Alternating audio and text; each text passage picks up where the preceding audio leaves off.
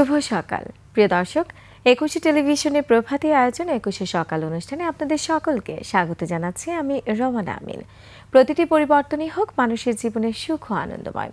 সবাইকে আবার আমন্ত্রণ জানাচ্ছি একুশে সকাল অনুষ্ঠানের আজকের এই আয়োজনে।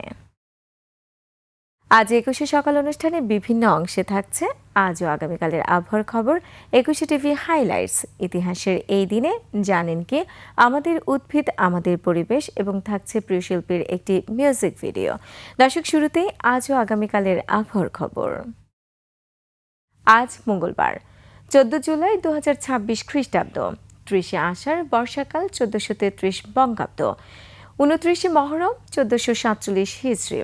আজকে সূর্যাস্ত সন্ধ্যা 6টা 49 মিনিটে এবং আগামীকাল সূর্যোদয় সকাল 5টা 20 মিনিটে।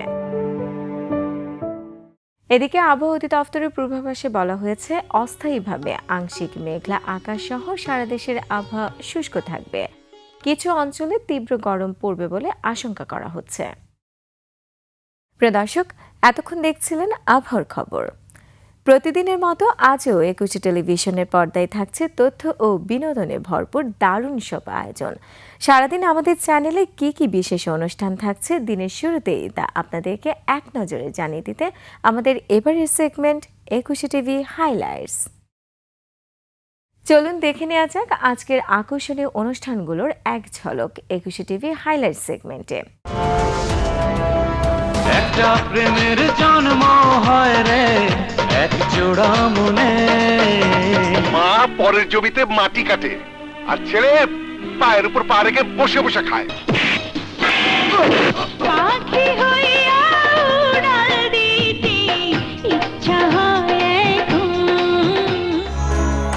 হারপিক নিবেদিত বাংলা ছায়াছবি মন দিয়েছি তোমাকে, দেখবেন সকাল 10টায়। কেমন আছো বাবা? আমি সবকিছু ছেড়ে তোমাকে বিয়ে করছিলাম এই জন্য। এখানে আসার পর আজকে তুমি বারবার অতীতের কথা বলছো কেন?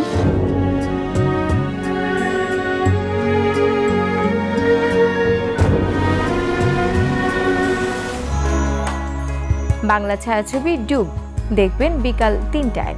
স্বাগত জানাচ্ছি একুশে টেলিভিশনের রান্না বিষয়ক সাপ্তাহিক নিয়মিত আয়োজন একুশের রেসিপি পাওয়ার্ড বাই ফুডির আজকের পর্বে।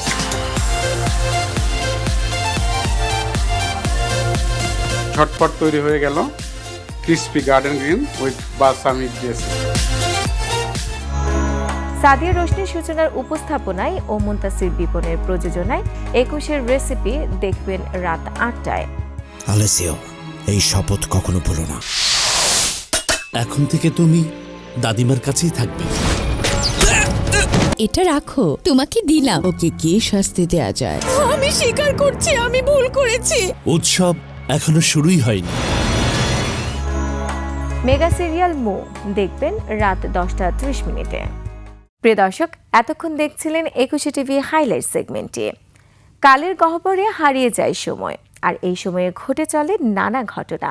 আজকের দিনটি আগামীকাল হয়ে যায় অতীত। সে অর্থে প্রতিটি দিনে এক একটি ইতিহাস, আর ইতিহাসই আমাদের পথ দেখায় নতুন নতুন দিগন্তের। তাই তো শুরুতেই আমাদের আয়োজনে রয়েছে ইতিহাসের এই দিনের সেগমেন্টে। 1969 সালের 14 জুলাই মধ্য আমেরিকার দুটি প্রতিবেশী দেশ এল সালভাদোর ও হন্ডুরাসের মধ্যে শুরু হয় ইতিহাসের অন্যতম আলোচিত স্বল্পস্থায়ী যুদ্ধ, যা ফুটবল যুদ্ধ বা শত ঘণ্টার যুদ্ধ নামে পরিচিত। নামটি শুনে মনে হতে পারে যুদ্ধটি শুধুমাত্র একটি ফুটবল ম্যাচকে কেন্দ্র করে হয়েছিল। বাস্তবে ফুটবল ছিল সংঘাতের তাৎক্ষণিক উস্কানি, কিন্তু এর পেছনে বহু বছরের রাজনৈতিক, অর্থনৈতিক, সামাজিক ও সীমান্ত সংক্রান্ত বিরোধ কাজ করেছিল।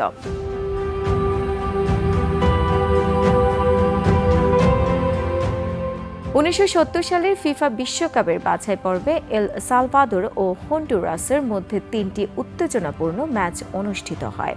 ম্যাচগুলোকে ঘিরে দুই দেশের সমর্থকদের মধ্যে সহিংসতা, দাঙ্গা এবং জাতীয়তাবাদী উত্তেজনা দ্রুত ছড়িয়ে পড়ে। সংবাদ মাধ্যম এই ঘটনাগুলোকে ব্যাপকভাবে প্রচার করলে দুই দেশের সম্পর্ক আরও অবনতির দিকে যায়। তবে যুদ্ধের প্রকৃত কারণ ছিল সীমান্ত বিরোধ, ভূমি নিয়ে বিরোধ এবং হন্ডুরাসের বসবাসরত বিপুল সংখ্যক সালভাদোরীয় অভিবাসীদের নিয়ে দীর্ঘদিনের রাজনৈতিক দ্বন্দ্ব।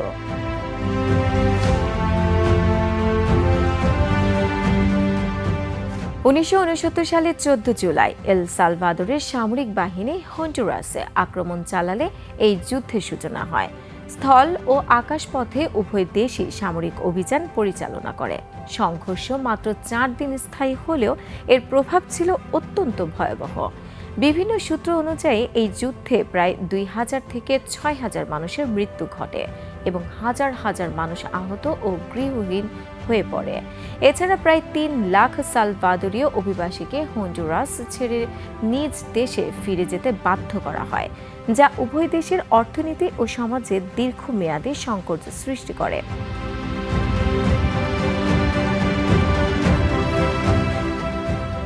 যুদ্ধের মাত্র প্রায় 100 ঘণ্টা পর ওএএস এর মধ্যস্থতায় যুদ্ধবিরতি কার্যকর হয়।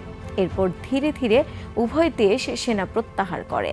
যদিও তখনকার মতো যুদ্ধ শেষ হয়, কিন্তু সীমান্ত বিরোধ ও কূটনৈতিক সম্পর্কের টানাপোড়েন আরও বহু বছর ধরে চলতে থাকে।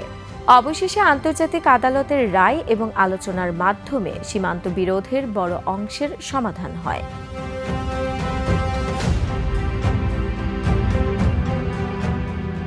ফুটবল যুদ্ধ বিশ্ব ইতিহাসে একটি গুরুত্বপূর্ণ শিক্ষা হিসেবে বিবেচিত হয়। এটি দেখিয়েছে একটি ক্রীড়া প্রতিযোগিতা কখনো কখনো দীর্ঘদিনের রাজনৈতিক ও সামাজিক বিরোধকে বিস্ফোরণের পর্যায়ে নিয়ে যেতে পারে। যদিও যুদ্ধটির নাম ফুটবল যুদ্ধ, প্রকৃতপক্ষে এটি ছিল ভূমি, অভিবাসন, জাতীয় স্বার্থ এবং রাজনৈতিক উত্তেজনা। আজও এই ঘটনা ইতিহাসবিদদের কাছে একটি গুরুত্বপূর্ণ উদাহরণ, যা প্রমাণ করে শান্তিপূর্ণ কূটনীতি ও পারস্পরিক সহযোগিতাই আন্তর্জাতিক বিরোধ সমাধানের একমাত্র উপায়। প্রিয় দর্শক, এতক্ষণ দেখছিলেন ইতিহাসের এই দিনের সেগমেন্টে। 21শে সকালের এই পর্যায়ে নিচ্ছি ছোট্ট একটি বিজ্ঞাপন বিরতি। তবে বিরতির পর রয়েছে আরও অনেক আয়োজন, আমাদের সাথেই থাকুন।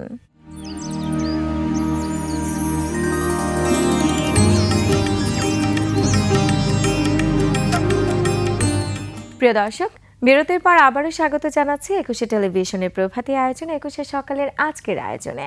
আমাদের এবারে আয়োজনে রয়েছে জানেন কি সেগমেন্টে। বিশাল এই পৃথিবীর পরতে পরতে ছড়িয়ে আছে রহস্য আর প্রাণের অদ্ভুত সব কারুকাজ। কত শত বিচিত্র প্রাণী আর পতঙ্গ, যাদের এক একজনের জীবনধারা আমাদের কল্পনার চেয়েও বিস্ময়কর। প্রকৃতির এই অবারিত বৈচিত্র্য সম্পর্কে আমাদের কতটুকুই বা জানা আছে? আজকের আয়োজনে আমরা তুলে ধরব সেই সব রোমাঞ্চকর ও অজানা কিছু তথ্য, যা আপনাকে নতুন করে ভাবিয়ে তুলবে। চলুন তবে জেনে নেই পৃথিবীর কিছু অজানা গল্প। প্রকৃতির জগতে ভালোবাসা প্রকাশের নানা রকম উপায় রয়েছে। মানুষের মতো প্রাণীরাও নিজেদের অনুভূতি প্রকাশ করে ভিন্ন ভিন্ন আচরণের মাধ্যমে। সেই বিস্ময়কর আচরণগুলোর মধ্যে অন্যতম হলো পেঙ্গুইন। সঙ্গীকে ভালোবাসার নিদর্শন হিসেবে উপহার দেয় ছোট পাথর। বিশেষ করে কিছু প্রজাতির পেঙ্গুইনের ক্ষেত্রে এই আচরণ লক্ষ্য করা যায়।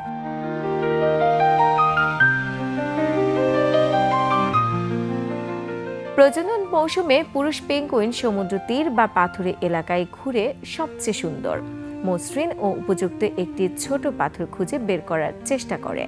এরপর সে সেই পাথরটি সম্ভাব্য স্ত্রী পেঙ্গুইনের সামনে এনে উপহার হিসেবে দেয়। যদি স্ত্রী পেঙ্গুইন পাথরটি গ্রহণ করে, তাহলে সেটিকে সঙ্গী নির্বাচনের ইতিবাচক সংকেত হিসেবে ধরা হয়। এরপর তারা একসঙ্গে বাসা তৈরি করতে শুরু করে এবং ভবিষ্যৎ প্রজন্ম লালন পালনের প্রস্তুতি নেয়।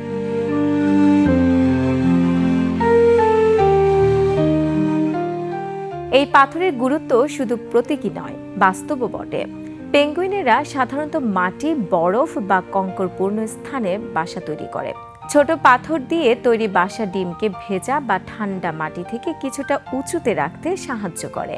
ফলে ডিম নিরাপদে থাকে এবং তা ফোটার সম্ভাবনাও বাড়ে। তাই একটি ভালো মানের পাথর সংগ্রহ করা পুরুষ পেঙ্গুইনের দক্ষতা ও যত্নশীলতার পরিচয় বহন করে।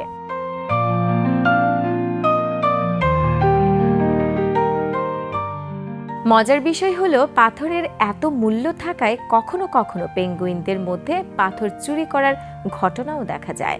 কোনো পেঙ্গুইন যখন বাসা ছেড়ে অল্প সময়ের জন্য দূরে যায়, তখন পাশের আরেকটি পেঙ্গুইন সুযোগ বুঝে তার বাসা থেকে কয়েকটি পাথর নিয়ে নিজের বাসায় যোগ করতে পারে। এই আচরণ গবেষকদের কাছে বেশ কৌতূহলের বিষয় হয়ে উঠেছে।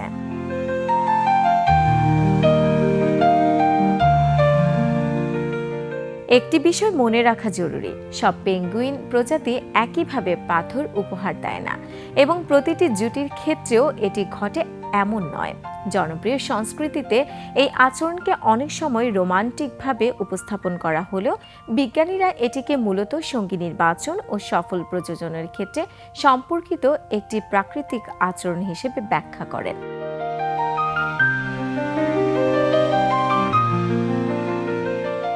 প্রকৃতির এই ছোট্ট ঘটনা আমাদের মনে করিয়ে দেয় যে ভালোবাসা, সহযোগিতা ও দায়িত্ববোধ শুধু মানুষের মধ্যে সীমাবদ্ধ নয়। পেঙ্গুইনের একটি ছোট পাথরও হতে পারে বিশ্বাস, যত্ন এবং নতুন জীবনের সূচনার এক অসাধারণ প্রতীক। তাই পেঙ্গুইনের এই অনন্য আচরণ প্রাণী জগতের সবচেয়ে আকর্ষণীয় ও হৃদয়স্পর্শী উদাহরণগুলোর একটি হিসেবে আজও গবেষক ও প্রকৃতিপ্রেমীদের মুগ্ধ করে। প্রিয় দর্শক, এতক্ষণ দেখছিলেন জানেন কি সেগমেন্টটিতে পেঙ্গুইনের যত ইতিকথা। 21শে সকালের এই পর্যায়ে নিচ্ছি ছোট্ট একটি বিজ্ঞাপন বিরতি। ফিরছি আমাদের উদ্ভিদ আমাদের পরিবেশের সেগমেন্ট। আমাদের 21শে সকালের এই আয়োজনের সাথেই থাকুন।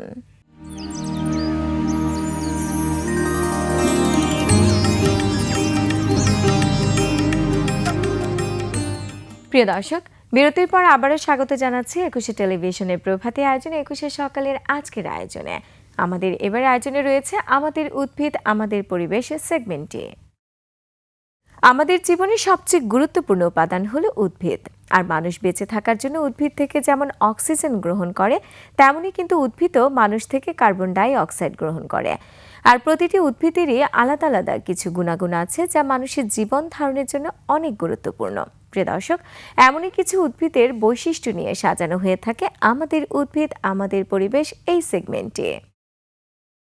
দেবদারু একটি চিরসবুজ, সুউচ্চ এবং দীর্ঘজীবী বৃক্ষ, যা তার দৃষ্টিনন্দন সৌন্দর্য, পরিবেশগত গুরুত্ব এবং ঔষধি গুণের জন্য বিশেষভাবে পরিচিত।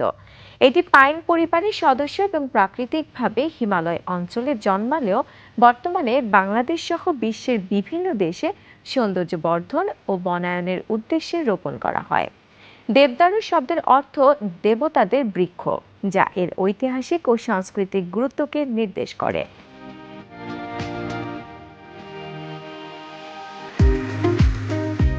দেবদারু গাছ সাধারণত 40 থেকে 60 মিটার পর্যন্ত উঁচু হতে পারে। এর পাতা সূচের মতো সরু, নরম এবং সবুজ রঙের।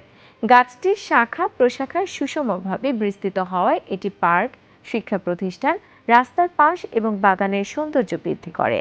দ্রুত বৃদ্ধি এবং দীর্ঘস্থায়ী সবুজ পাতার কারণে এটি একটি জনপ্রিয় শোভাবর্ধনকারী বৃক্ষ।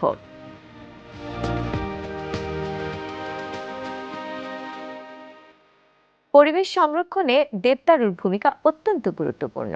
দেবদারু বায়ুমণ্ডল থেকে কার্বন ডাই অক্সাইড শোষণ করে এবং অক্সিজেন সরবরাহের মাধ্যমে পরিবেশের ভারসাম্য রক্ষায় সহায়তা করে।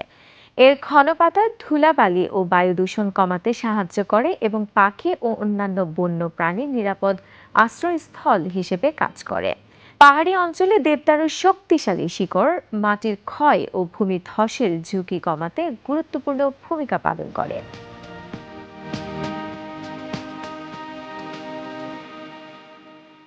দেবদারু কাঠ অত্যন্ত শক্ত, টেকসই এবং প্রাকৃতিকভাবে পোকামাকড় ও ছত্রাক প্রতিরোধী। তাই এই কাঠ দিয়ে ঘরবাড়ি, দরজা, জানালা, আসবাবপত্র, সেতু, নৌকা এবং বিভিন্ন ধরনের নির্মাণ কাজে ব্যবহার করা হয়। কাঠের মনোরম সুগন্ধ একে আরো মূল্যবান করে তুলেছে।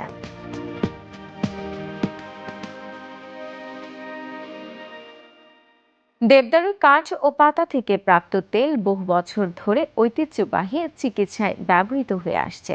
এই তেল জীবাণুনাশক, প্রদাহনাশক এবং ছত্রাকনাশক বৈশিষ্ট্যের জন্য পরিচিত।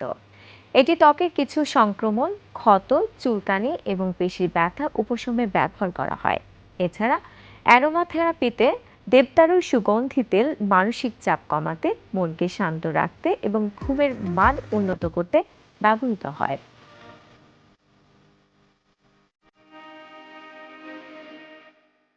অর্থনৈতিক দিক থেকেও দেবদারু একটি মূল্যবান বৃক্ষ। এর কাঠ, সুগন্ধি তেল এবং নার্সারিতে চারা উৎপাদনের মাধ্যমে অনেক মানুষের কর্মসংস্থানের সুযোগ সৃষ্টি হয়। বনায়ন কর্মসূচিতে দেবদারুর ব্যবহার পরিবেশ সংরক্ষণের পাশাপাশি অর্থনৈতিক উন্নয়নে ভূমিকা রাখে।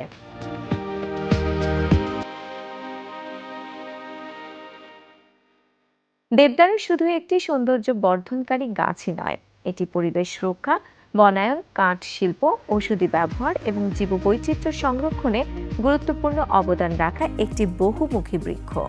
যথাযথ সংরক্ষণ ও পরিকল্পিতভাবে এর চাষাবাদ বাড়ানো গেলে ভবিষ্যৎ প্রজন্মের জন্য দেবদারু আরও বেশি উপকার বয়ে নিয়ে আসবে। প্রিয় দর্শক, দেখছিলেন আমাদের উদ্ভিদ আমাদের পরিবেশের সেগমেন্টে। 21শে সকাল অনুষ্ঠানটি আপনাদের কাছে আসলে কেমন লাগলো? আপনারা কিন্তু চাইলে আপনাদের যে কোনো পরামর্শ, মতামত এবং ভালো লাগা কিংবা মন্দ লাগা আমাদের জানাতে পারেন খুব সহজেই এই ঠিকানায়। প্রযোজক 21শে সকাল, 21শে television limited, Jahangir tower, 10 Kazi Nazrul Islam Avenue, Karwan বাজার, ঢাকা 1215। Phone 880255014316 email সকাল@21.tv.com। আমাদের এই অনুষ্ঠানটি দেখতে পারবেন www.youtube.com/@etvlifestyle এই ইউটিউব চ্যানেলে। আমরা থাকবো আপনাদের মতামতের অপেক্ষায়। দর্শক, আমরা অনুষ্ঠানের একেবারেই শেষ প্রান্তে চলে এসেছে, আর প্রতি রবি থেকে বৃহস্পতিবার নতুন নতুন বিষয়গুলো নিয়ে হাজির হচ্ছি আপনাদেরই কাছে। আবারও দেখা হবে নতুন নতুন বিষয় নিয়ে। ততক্ষণ পর্যন্ত সবাই ভালো থাকুন, সুস্থ থাকুন, আর অবশ্যই চোখ রাখুন 21শে টেলিভিশনের পর্দায়। আপনাদের সবাইকে আবারও জানাই শুভ সকাল।